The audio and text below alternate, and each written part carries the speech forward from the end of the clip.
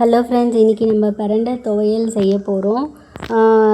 பிரண்டை துவையலுக்கு நான் நம்ம தோட்டத்துலேருந்து பிரண்டையை பறிச்சுட்டு வந்திருக்கேன். இது இல்லாமல் ஒரு 1/4 கப்பு உளுத்தம்பருப்பு, 10 பல் பூண்டு, இஞ்சி கொஞ்சம், நெல்லிக்காய் சைஸ் அளவுக்கு நம்ம புளி, அப்புறமா காரத்துக்கு ஏற்ற மாதிரி காஞ்ச மிளகா ஒரு 7 இல்லை 8 எடுத்துக்கலாம்.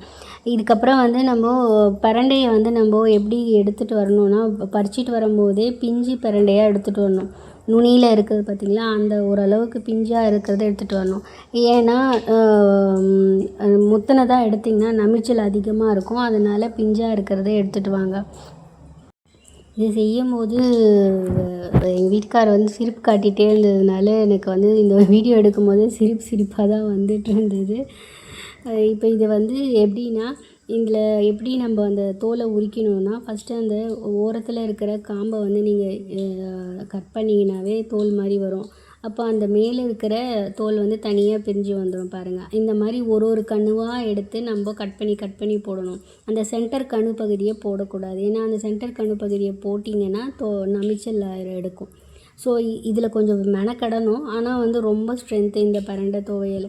அதுக்கப்புறமா நல்லெண்ணெய் ஆட் பண்ணிக்கணும். நம்ம நல்லெண்ணெய் ஒரு 2 கரண்டி அளவுக்கு ஆட் பண்ணிவிட்டு, அதில் நம்ம எடுத்து வச்சுருக்க உளுத்தம்பருப்பு, காஞ்ச மிளகா நல்லா கொஞ்சம் வதங்கினதுக்கப்புறமா பூண்டும் இஞ்சியும் நம்ம சேர்த்துக்கணும். இப்போது நமக்கு தெரியும், உளுத்தம்பருப்பு ஓரளவுக்கு நம்ம செவன் வரும்போது நம்ம அடுத்தது ஆட் பண்ணுவோம்ல, அதே டைப் தான் அதுவும். இது என்னென்னா, இப்போது பிரண்டையை பொறுத்த வரைக்கும் ரொம்ப கால்சியம் சத்து அதிகமாக இருக்குது. எல்லோரும் யூஸ்வலாக சாப்பிட மாட்டோம். ஏன்னா அது நமிச்சல் எடுக்கும் அப்படின்றதுனால சாப்பிட மாட்டோம். செய்யும்போதே கூட அது கையில் நமிக்கும்.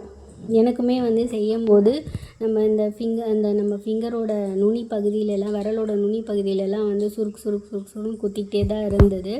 அதுக்கப்புறம் நான் நல்லெண்ணெயை தடவினதுக்கப்புறமா கையில் அது சரியாக போயிடுச்சு எனக்கு.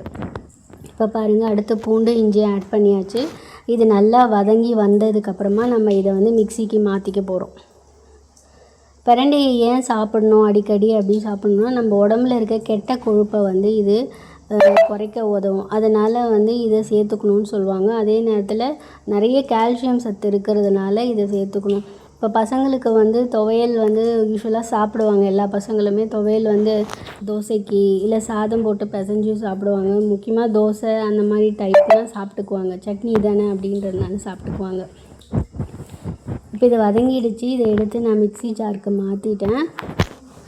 அதுக்கப்புறமா அதே எண்ணெயிலே நம்ம என்ன பண்ண போகிறோன்னா, நம்ம எடுத்து வச்சுருக்க பிரண்டை இருக்குது இல்லைங்களா, க்ளீன் பண்ணி வச்சுருக்கலாம், அதை சேர்த்தா போதும். கொஞ்சோண்டு ஆட் பண்ணாவே, இவ்வளோண்டு ஆட் பண்ணாவே போதும். ஒரு பவுல் அளவுக்கு நமக்கு துவையல் கிடைக்கும் நமக்கு.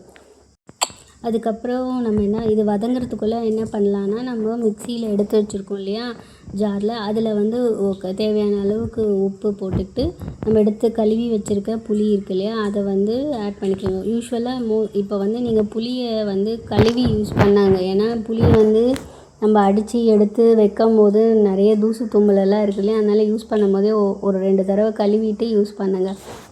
இப்போ பாருங்கள், நல்லா வதங்க ஆரம்பிக்குது. உங்களுக்கே தெரியுது, நம்ம போடும்போது நல்லா பச்சையாக இருந்தது.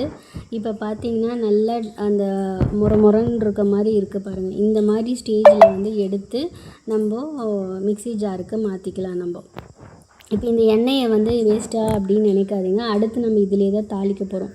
இப்போ பார்த்திங்கன்னா அரைச்சி வச்சிருச்சு. நான் ஆறுனதுக்கப்புறம் அரைச்சதுக்கப்புறமா நான் அதுலேயே இப்போ அந்த எண்ணெயிலே கடுகு போட்டு பெருங்காயம் கொஞ்சம் போட்டு நம்ம தாளிக்க போகிறோம். போட்டாச்சு. இப்போது கடுகு பெருங்காயம்.